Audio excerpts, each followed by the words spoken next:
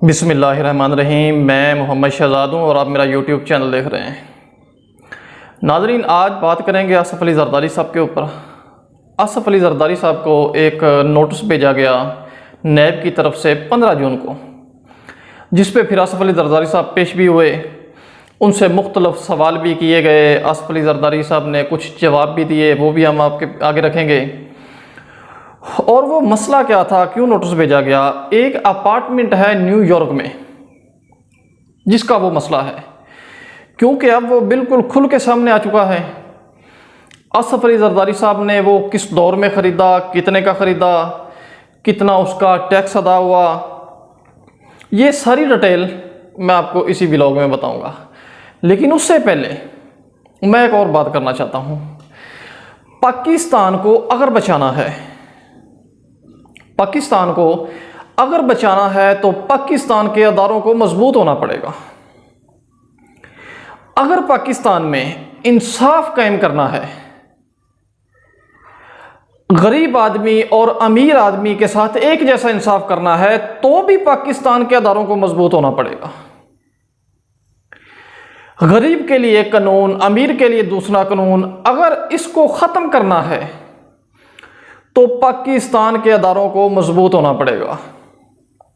पाकिस्तान से अगर money laundering, corruption को ख़त्म करना है तो भी पाकिस्तान के अदारों को मजबूत होना पड़ेगा। जब तक, इसके पीछे एक बहुत बड़ी वजह है, जब तक बाअसर लोगों का असर पाकिस्तान के अदारों से ख़त्म नहीं होगा, तब तक पाकिस्तान नहीं बदल सकता, पाकिस्तान का कल्चर नहीं बदल सकता, पाकिस्तान का सिस्टम नहीं बदल सकता। अब वक्त आ गया है, हर सूरत पाकिस्तान के अदारों को अपना ईमानदारी से काम करना चाहिए। इन बाअसर लोगों का असर ख़त्म कर देना चाहिए। अब 74 साल गुजर चुके हैं, उसके बावजूद भी बाअसर लोगों का जो असर है वो पाकिस्तान के अदारों में उसी तरह है जिसी तरह पिछले दौरों में भी रहता था। तो अब अगर पाकिस्तान को आगे बढ़ना है तो बाअसर लोगों का असर अपने ऊपर से ख़त्म करना होगा। जैसे ये दो गैंग हैं, आसफ़ अली ज़रदारी गैंग और नवाज शरीफ साहब गैंग, आगे इनके लोग हैं, ये बहुत बड़े जाल बिछाए हुए हैं।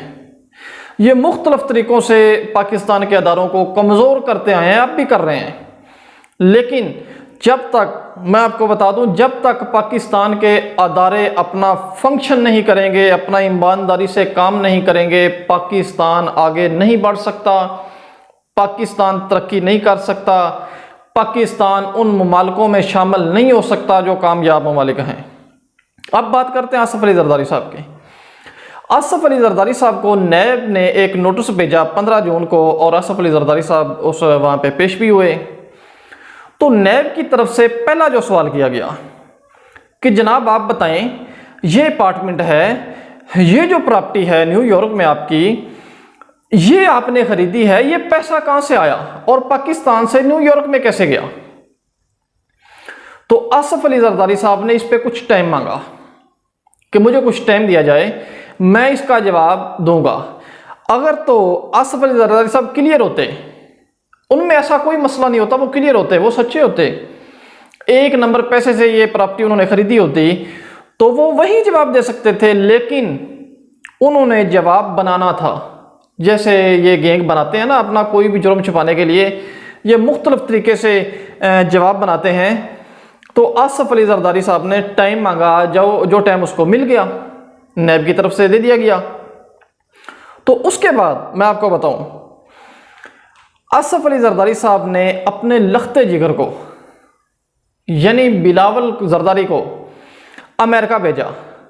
पाकिस्तान में कहा गया कि बिलावल साहब ने वहाँ पे जाके कॉन्फ्रेंस करनी है, जो कि अब तक मीडिया के सामने नहीं आई, पाकिस्तानियों के सामने नहीं आई। कोई कॉन्फ्रेंस ऐसी वहाँ पे हुई नहीं है जिसका कह के उसको भेजा गया था वहाँ पे। तो अब अंदर की बात बाहर आई है कि बिलावल साहब अमेरिका क्यों गए थे। बिलावल साहब अमेरिका इसी प्रॉपर्टी के जो कागजात हैं उनको सीधा करने गए थे, उनको जोड़ने गए थे, उनको जोड़ के जवाब ढूंढने गए थे कि पाकिस्तान में अब जवाब देना है, इन कागज़ों को यहाँ से ऐसे मिला दें, यहाँ से ऐसे मिला दें, यहाँ से ऐसे मिला दें, तो किस हद तक, जैसे नवाज गैंग का एक कतरी खत आया था कतर से, इसी तरह का ये कोई प्रोपोगंडा करने वहाँ पे अमेरिका में गए हैं। अब वो सब सामने आ गया है, 6-7 दिन वहाँ पे रहे हैं, तो यही करते रहे। वहाँ पे उन्होंने कोई कॉन्फ्रेंस नहीं की, कोई ऐसा कुछ नहीं किया जो पाकिस्तानी मीडिया के सामने आया हो, वहाँ के मीडिया के सामने आया हो। तो ये वही जो झूठ है प्रॉपर्टी वाला, उसी का एक ढोंग रचाने वहाँ पे गए थे। अब वापस आ गए हैं, जवाब लेके वापस आ गए हैं, जो कि उन्होंने झूठा सच्चा जवाब जमा भी करवाया है। तो अब चलते हैं, ये प्रॉपर्टी किस सन में ली गई, किस दौर में ली गई। ये मुशर्रफ साहब का दौर है, 2004 का दौर, जब असफ अली जरदारी साहब को गिरफ्तार किया गया। फिर वो कोई 4 साल जेल में रहे। जेल में रहने के बाद फिर वो न्यूयॉर्क चले गए, वहाँ पे इलाज कराने की गरज से कि मैं यहाँ पे इलाज करा रहा हूँ। लोगों को भी बताया गया, मीडिया को भी बताया गया, वहाँ की हुकूमत को भी बताया गया कि मैं इलाज की गरज से यहाँ पे आया हूँ।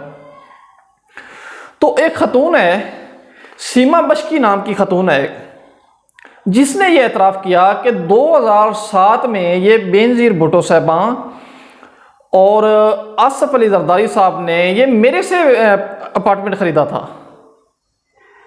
तो यहाँ पे मैं आपको इसकी कीमत भी बता दूं कि वो उसकी कीमत कितनी अदा की गई थी। $5,30,000 का ये आसफ अली जरदारी साहब के गैंग ने और आसफ अली जरदारी साहब ने ये ख़रीदा। अब नैब पूछ रहा है ये पैसे कहाँ से आए, ये पाकिस्तान से कैसे गए, इनका कोई प्रूफ दे। तो आसफ अली जरदारी साहब के पास इसका कोई प्रूफ नहीं है, किसी भी किस्म का कोई प्रूफ नहीं है जो वो नैब को जमा करा सकें। अब क्या होगा, आपको याद होगा नवाज शरीफ साहब को जब निकाला गया था, नवाज शरीफ साहब जलसे भी कर रहे थे, ये नारे भी लगा रहे थे, मुझे क्यों निकाला, मुझे क्यों निकाला। ऐसा ही एक दौर आसफ अली जरदारी पे आने वाला है, ऐसा ही एक दौर आसफ अली जरदारी पे आने वाला है। आसफ अली जरदारी अब फारग हो जाएंगे, उसको बहुत डर है कि शायद आसफ अली जरदारी साहब आप बड़े इधर उधर के जो प्रूफ हैं वो ढूंढ रहे हैं, निकाल रहे हैं, वो अपने झूठ का प्रोपोगंडा, वो बहुत अपनी कोशिश तो बहुत करेंगे, लेकिन आसफ अली जरदारी साहब को अब पता चल चुका है कि मेरा अब इसके बाद मुकद्दर है जो वो जेल है। नाज़रीन, आसफ अली जरदारी साहब इस केस में 100% जेल जाएंगे। हो सकता है आसफ अली जरदारी साहब को नाअहल करार कर दिया जाए, जैसे नवाज शरीफ साहब हुए थे। तो ये एक प्रॉपर्टी ये है, ये एक नहीं है, इसके अलावा बड़ी प्रॉपर्टी हैं जिनका पाकिस्तानियों को ना पता है, ना पाकिस्तान के अदारों को पता है। ये आस्ता आस्ता निकल रही हैं। ये इंशाल्लाह इस प्रॉपर्टी का आसफ अली जरदारी साहब इससे मुकर नहीं सकते, क्योंकि ये आप देख सकते हैं ये इनके टैक्स भी जमा कराते रहे हैं, ये टैक्स भी देते रहे, इस प्रॉपर्टी का आप भी दे रहे हैं। तो इसी तरह और भी प्रॉपर्टियां निकलेंगी। लेकिन मेरा यहां पे भी वही सवाल है कि पाकिस्तान के अदारों को मजबूत होना पड़ेगा। अगर तो पाकिस्तान को आगे लेके जाना है, तो पाकिस्तान को आगे बढ़ना है, तो पाकिस्तान के अदारों को सबसे पहले मजबूत होना पड़ेगा। उसके बाद ये जो गैंग हैं इनको कवर किया जाएगा। इनकी सारी प्रॉपर्टी जो है वो पाकिस्तान में लेके आएंगे। ये इनका पैसा जो बाहर पड़ा है वो पाकिस्तान में आएगा। जब तक पाकिस्तान के अदारे इन दो गैंगों को, नवाज शरीफ गैंग और जरदारी गैंग, इनको तहफ़्फ़ुज़ फराहम करते रहेंगे, इनसे डील करते रहेंगे, तो पाकिस्तान पीछे की तरफ जाएगा, आगे की तरफ कभी नहीं बढ़ सकता। नाजरीन, आज के लिए इतना ही। मुझे दीजिए इजाज़त।